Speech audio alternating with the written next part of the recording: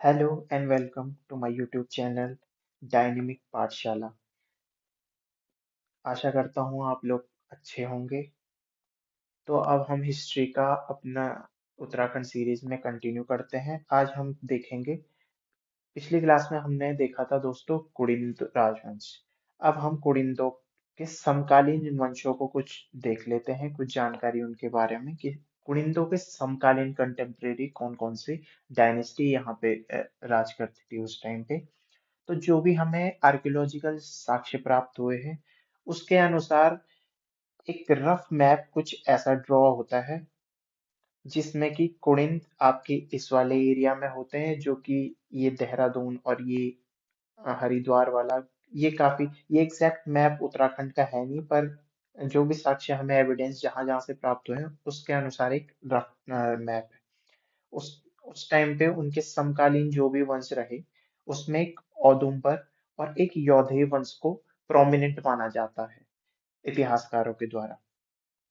और जो तराई वाला बाबर वाला क्षेत्र है वहां पे कुषाण कॉइन्स पाए जाने के कारण ये माना जाता है कि मौर्योत्तर काल में जब कुषाण इंडियन रीजन में आए तो उन्होंने इस वाले एरिया को भी अपने अधिकार में ले लिया।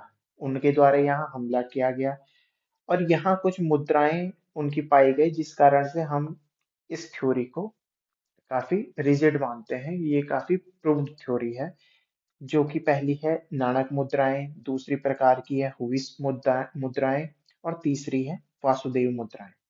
नाणक मुद्राएं आपको पता होंगी कि ये कनिष्क राजा कनिष्क जो कि कुषाणों के राजा थे उनके द्वारा किया गया है, जो कि गोल्ड के कॉइन्स थे। दूसरी हुइस्क मुद्राएं और तीसरी वासुदेव मुद्राएं, ये भी कनिष्क के बाद के दो राजा हैं। कुषाणों को यूके से यौधेयों ने बाहर कर दिया। अब जब कुषाण यहाँ पे अटैक करने आए तो यौधेयों ने उनसे युद्ध किया और उन्हें यहाँ से बाहर कर दिया, मतलब पराजित करके इस एरिया से उन्हें बाहर कर दिया। जिस कारण उन्होंने उत्तराखंड के तराई और बाबर वाले इलाके पे हमला कर दिया, अपना कब्जा कर दिया। क्योंकि यौधेयों ने इस वाले इलाके में उन्हें घुसने नहीं दिया तो वो इधर के साइड ही उन्होंने अपना वर्चस्व स्थापित कर लिया। अगर आप देखना चाहते हैं तो कनिष्क की मुद्राएं कुछ इस प्रकार से थी, ये ज्यादा ही प्योर गोल्ड की रहती थी। कुछ मुद्राएं कुछ इस प्रकार हैं और वासुदेव प्रकार की मुद्राएं भी इस प्रकार हैं। इसमें डेटी जो इनके जो पूजनीय जो देवी देवता रहते होंगे एक साइड पे वो और एक साइड पे अपने राजा की तस्वीर इन्होंने अंकित की है। कुषाणोत्तर काल में पहली बार, अब जब कुषाण का भी डाउनफॉल हो गया उसके बाद आता है आपका संगम एज। आपको पता है जब इंडियन हिस्ट्री आप पढ़ते हैं, एंशियंट इंडिया, तो उसमें आपको संगम एज के बारे में आपने पढ़ा होगा। तो कुषाणोत्तर काल में भी जब सारी इंडिया में धीरे धीरे डिक्लाइन होने लगा उनका, तो यहाँ भी क्या हुआ कि डिक्लाइन हो गया। तो डिक्लाइन से क्या हुआ, सेंटर पावरफुल रहा नहीं। सेंटर पावरफुल रहा नहीं तो वो क्या, कुछ समय के लिए यहाँ भी डिसेंट्रलाइजेशन हो गया। डिसेंट्रलाइजेशन हुआ तो रीजनल जो किंगडम थे वो इमर्ज होने लगे, उनका राइज होने लगा। जिस कारण से कि कुछ छोटे छोटे जो राज्य थे वो अपने उद्गार पे आ गए या राइज कर गए।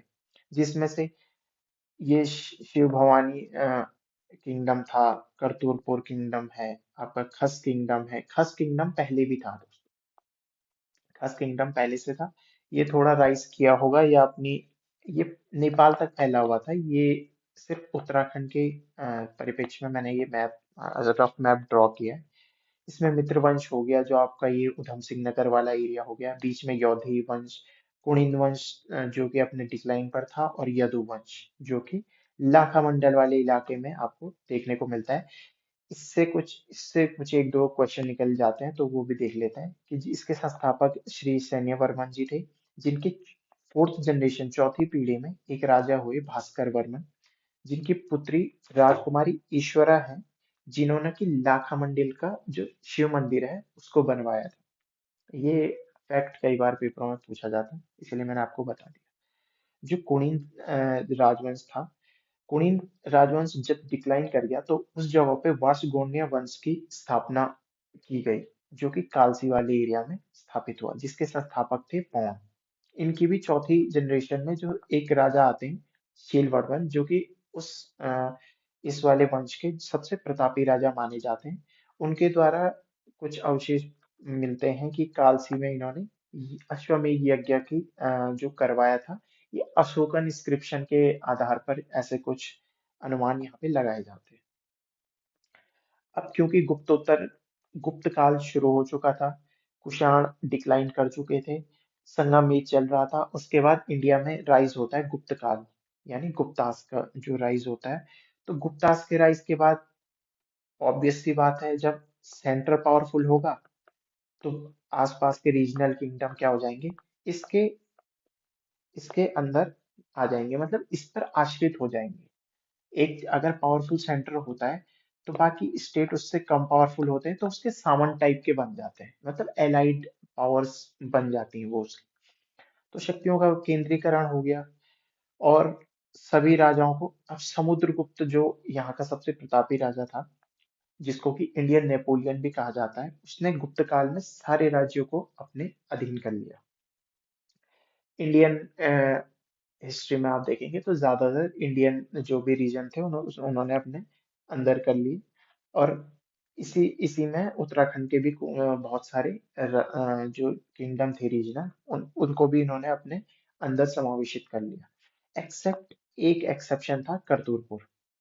करतुरपुर में क्या स्टोरी है कि जो रामगुप्त थे, जो कि समुद्रगुप्त के जो सन थे, मतलब उनके पुत्र, वो जब करतुरपुर पर अटैक करते हैं तो यहाँ करतुरपुर के एक राजा हैं जिनको अभी आगे देखते हैं, जो कि खसाधिपति हैं, उनके द्वारा रामगुप्त जी को क्या कर दिया गया, पराजित कर दिया गया। अब इनके द्वारा ही क्या किया गया, रामगुप्त जी की जो पत्नी थी ध्रुव देवी, उनको कैद कर लिया गया। अब ये सारा आपको जो भी विवरण मिलता है वो मिलता है आपको कहाँ, देवी चंद्रगुप्तम नाटक में। ये किसके द्वारा लिखी गई थी, तो विशाखा दत्त जी के द्वारा लिखी गई थी। इनकी एक और प्रोमिनेंट बुक की अक्सर क्वेश्चन किसी भी एग्जाम में पूछा जा सकता है, आप उसका नाम जरूर कमेंट करें। तो हम ये देख लेते हैं कि देवी चंद्रगुप्तम नाटक में ये पूरी स्टोरी समझाई गई। इससे क्या पता चलता है कि करतुरपुर के जो राजा थे उस टाइम पे, वो राजा कौन थे, खसाधिपति, सॉरी,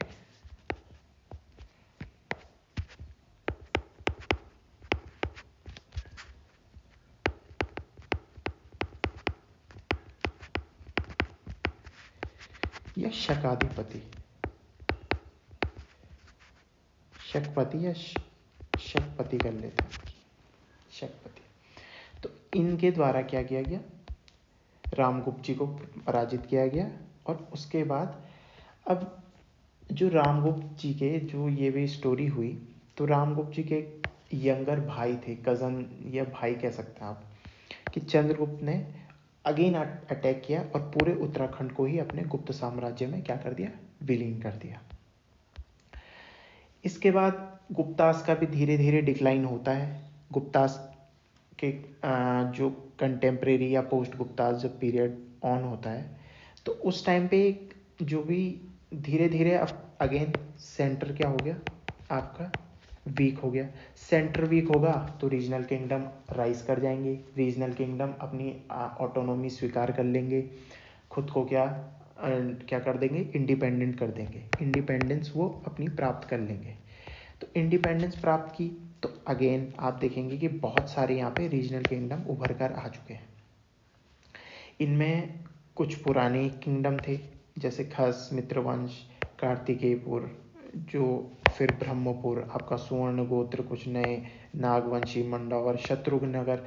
शत्रुघ्नगर एक्चुअली जो कुड़िंदों की लेटर वो थी आपकी राजधानी थी, जो हमने पिछले लेक्चर में भी पढ़ा था कि उनकी जो राजधानी थी वो चेंज होती रहती थी, परिवर्तनशील थी।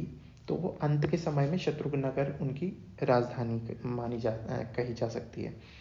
और एक अछित्रय, ये एक और रीजनल किंगडम था। अब गुप्त के बाद जो प्रोमिनेंट जो डायनेस्टी आती है, जो थोड़ी पावर के साथ आती है, वो आती है आपकी वर्धन वर्धन डायनेस्टी। वर्धन डायनेस्टी जब आती है तो वर्धन डायनेस्टी के जो प्रोमिनेंट राजा, यानी कि जो प्रतापी राजा माने जा सकते हैं, राजा हर्षवर्धन के बारे में आप सभी जानते होंगे। इनके टाइम पे कौन जो है भारत आया था, आप उसका नाम भी कमेंट में लिख सकते हैं। हर्षवर्धन के द्वारा इस वाले एरिया को क्या कर दिया गया, अटैक करके अपने अंदर समाहित, अपने राज्य में सम्मिलित कर लिया गया, और इनको क्या कर दिया गया, अपना सामंत राज्य स्थापित कर लिया गया। सामंत राज्य यानी कि एक डमी टाइप का आप अपनी जगह पे बैठा सकते हैं, और जो आपकी जगह पे क्या करेगा, आपकी जगह पे टैक्स का कलेक्शन करेगा। अब राजा का अर्थ ही है टैक्स कलेक्टर, इसीलिए उसको राजा कहा जाता है, जो राजस्व का क्या करता है, कलेक्शन करता है। तो इसकी जगह पे ये राजा को टैक्स कलेक्ट करके देगा, और राजा इसको इसकी पोजीशन पे बना के रखेंगे, मतलब अलाइड पावर। जब भी ज़रूरत पड़ेगी तो ये राजा का साथ देंगे। अगर कोई वॉर वगैरह होती है, युद्ध वगैरह होता है, या किसी भी चीज़ में कोई मदद चाहिए, तो टमी किंग का काम था कि उस जो सेंटर की जो पावर है उसका साथ देना, जो वो बोले वो करना, सिंपल सी बात है। और उसके पश्चात उन्होंने सभी राजाओं को पराजित किया और अपना सामंत कर दिया। तो इन्होंने क्या किया कि सामंतवाद की स्थापना कर दी उत्तराखंड में भी। उत्तराखंड यानी यहाँ के रीजनल किंगडम्स में जो उस टाइम पे जो उभरे थे, और टैक्स का कलेक्शन किया। अब हर्षवर्धन की जब डेथ हो गई, हर्षवर्धन की डेथ हो गई, तो उसके बाद again centre weak, regional power dominate कर गई, ये सेंटर वीक हो गया, तो रीजनल जो किंगडम थे वो अगेन राइज करने लगे। तो एक और वंश का उदय हुआ, उसे पर्वत वंश कहा गया। अब ये जो ब्रह्मपुत्र देख रहे हैं, इसी को पर्वत वंश कहा गया, क्योंकि ये चारों ओर से पर्वत से घिरा है, पर्वत से घिरा है, तो इसे पर्वत वंश कहा गया। और जो अभ्रंशित होकर नाम आ गया उसका पौरव वंश कहा गया। ये जो भी था, ये इतना पौरव वंश तक कहा गया। अब पौरव वंश की स्थापना हो गई, तो पौरव वंश के बारे में पढ़ लेते हैं। पौरव वंश की स्थापना मानी जाती है, अब क्योंकि हर्षवर्धन के रेंज से हम इसको वो कंपेयर कर रहे हैं, तो 647 से 725 AD के बीच का इसका टाइम पीरियड मोटा मोटा माना जाता है। अगेन सोर्स क्या है, तो सोर्स है तालेश्वर अभिलेख है, जिसकी खोज की वाई के गुप्ते जी ने की 1914 में। इसको कि उत्तराखंड में का संस्कृत भाषा में सबसे प्राचीन अभिलेख माना जाता है, कि संस्कृत भाषा में जो भी उत्तराखंड में अभिलेख मिले, संस्कृत भाषा का ये सबसे प्राचीन अभिलेख है। और जो उत्तराखंड का सबसे प्राचीन अभिलेख है, वो आप कमेंट सेक्शन में नाम बता दें, वरना मैं आपको बता देता हूँ कि कालसी का जो अभिलेख है वो सबसे प्राचीन अभिलेख है। और जो संस्कृत भाषा का सबसे प्राचीन अभिलेख है वो आपका तालेश्वर अभिलेख है। अब ह्वेनसांग की यात्रा वृत्तांत भी एक आपको क्या दे देती है, ये सोर्स में जो CU की उन्होंने लिखी थी। अब ह्वेनसांग जी ही हर्षवर्धन के टाइम पे यहाँ आए थे इंडिया में, तो इसीलिए उन्होंने उस टाइम पे यात्रा वृत्तांत लिखा था CU की में। इन्होंने अलग अलग प्लेसेस को अलग अलग नाम से यहाँ पे लिंक किया जा सकता है, इसके द्वारा पता चलता है कि यहाँ कौन कौन से स्थान थे। जैसे मायापुर जो आज प्रेजेंट डे का हरिद्वार है, गोविशाण जो प्रेजेंट डे का काशीपुर है, ब्रह्मपुत्र और सुवर्णगोत्र, ये कुछ प्लेसेस हैं जो उनकी बुक जो ट्रेवलॉग है, जो उनका यात्रा वृत्तांत है, उसमें देखने को मिलता है। अगेन हम हिस्ट्री पढ़ते क्यों हैं, ये हमने पहली क्लास में डिस्कस किया था कि हम हिस्ट्री इसीलिए पढ़ते हैं, मेनली हम पॉलिटिकल और एडमिनिस्ट्रेटिव पॉलिसीज़ के बारे में पढ़ते हैं। तो क्योंकि हमारे पास लिटरेरी सोर्स हैं, तो इसीलिए हम क्या करेंगे, पौरव वंश का प्रशासन पढ़ेंगे, एडमिनिस्ट्रेशन पढ़ेंगे, जो कि इम्पोर्टेंट होता है। ये प्रशासन पता करने के लिए हमें सोर्स काफ़ी प्रोमिनेंट चाहिए, या काफ़ी ठोस सबूत जो हमें सोर्सेज मिलते हैं, उसी के द्वारा हम पता कर सकते हैं कि प्रशासन कैसा रहा होगा। तो अगेन तालेश्वर अभिलेख हमें प्राप्त हुआ, तो उसमें कुछ एंट्रीज मिली, कुछ राजाओं की एंट्री मिली, जिसमें कि विष्णुवर्मन फर्स्ट, उसके बाद वृषवर्मन, उसके अगली पीढ़ी में अग्निवर्मन, द्युतिवर्मन और विष्णुवर्मन टू। ये कुछ राजाओं की क्या मिली हमें, लीनिएज मिली, जिसमें अग्निवर्मन जो राजा थे उन्होंने अपने आगे क्या लगा दिया था, ये एक राजा द्वारा अपने लिए पदवी जो राजा की वो होती है अपने लिए लिखी गई थी कि परम भट्टारक महाराजा धीराज, ये उन अपने लिए संबोधन का वो क्या करते थे, ऐड करते थे। इससे हम कुछ कंक्लूजन निकाल सकते हैं जो भी हमें इन्फॉर्मेशन तालेश्वर अभिलेख से प्राप्त हुई कि सर्वप्रथम जो है लीनिएज शासन प्रणाली यानी वंशानुगत शासन प्रणाली हमें इसी वाले किंगडम में देखने को मिली, इसी डायनेस्टी में देखने को मिली। राजा का दैवीय सिद्धांत यहाँ प्रोमिनेंट मिलता है, यानी कि राजा का दैवीय सिद्धांत यानी कि राजा को ही देवता मान लिया आपने, कि जो राजा बोलेगा वो देवता की वाणी होगी, यानी भगवान ने बोला, राजा है हमारा भगवान। ये सिद्धांत, ये प्रिंसिपल यहाँ क्या हो गया, यहाँ सिद्ध होता है। और राजा को सर्वोच्च अधिकारी माना जाता है राज्य का, क्योंकि राजस्व लेने की शक्ति है। अब यहाँ के कुछ टैक्सेस के बारे में पता चला है। क्या टैक्सेस हैं, पहला है आपका भाग कर, दूसरा भोग्य कर, भोग कर और हिरण्यक कर, और तीसरा है आपका बलि कर।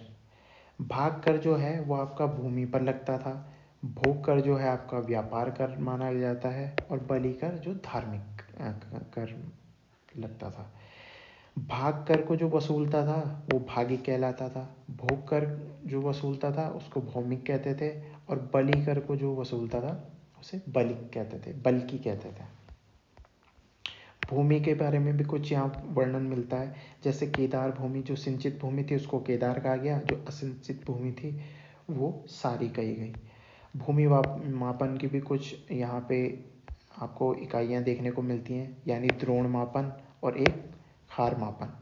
एक द्रोण में 32 kg। अब 32 kg यानी कि जो 32 kg सीड्स यानी कि बीज जहाँ तक बोए जा सके उस भूमि को एक द्रोण कहा जाता था, और 640 kg तक के बीज जहाँ तक बोए जा सकें उसको एक खार कहा जाता था। तो ये कुछ मापन की पद्धतियाँ उस टाइम पे यूज़ होती रही होंगी।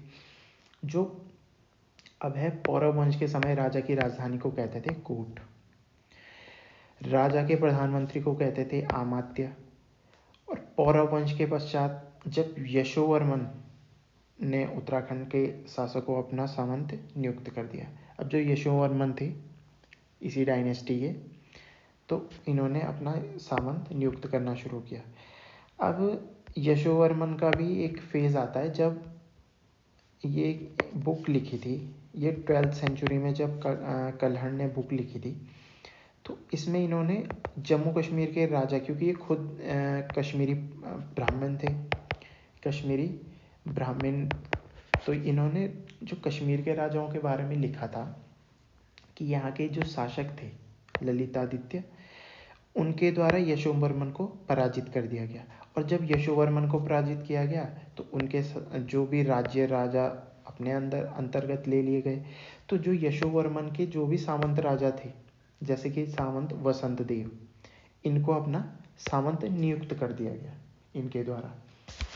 अब क्योंकि यशोवर्मन कन्नौज के राजा बन गए थे हर्षवर्धन की मृत्यु के बाद, तो अब इनकी पावर को किसने टेक ओवर कर लिया, इस वाले इलाके में ललितादित्य मुक्तापीठ राजा, अगर आप पूरा नाम जाना चाहते हैं तो ललितादित्य मुक्तापीठ इनका नाम था।